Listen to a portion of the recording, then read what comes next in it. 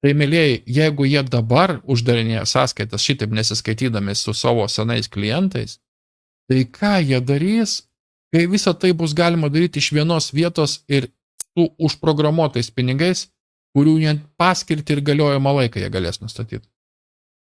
Taigi čia šlapia svajonė kiekvieno, atsiprašau, bet išsigimėlio. Kiekvieno valdžios ištroškusio, reiškia, išsigimėlio svajonė yra kontroliuoti visą tai.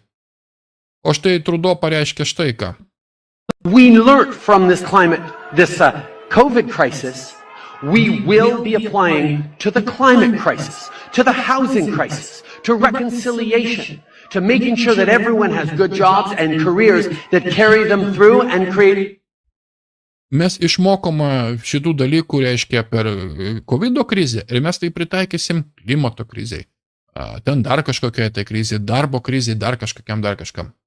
Jo, ruoškitės klimato lockdownam. Ruoškitės bus. Dar pamatysim visko.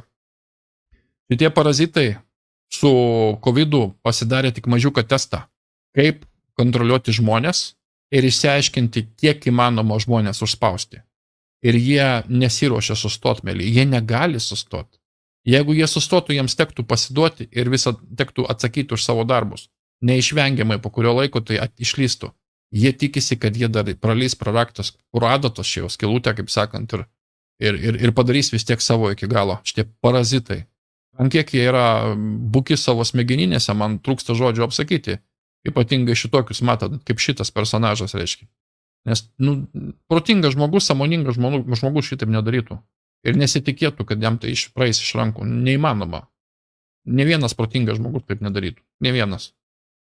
O jie jau mus mentaliai ruošia, reiškia, tokiam vidutiniškai ateičiai, į kurią jie nori mus patraukti. O štai World Economic Forum, reiškia, Švabezijaus naujas straipsnis apie tai, kad psichologai sako, kad geras gyvenimas nebūtinai turi būti laimingas ir netgi prasmingas, mėlėjai. Tai kaip. Jūs galite gyventi gerą gyvenimą, nieko neturėti ir būti laimingi, bet tai nebūtinai turi būti laimingas jūsų gyvenimas. Kas jums sakė, kad jūs turi būti laimingi? Ar kas jums sakė, kad jūsų gyvenimas iš vis turi būti prasmingas?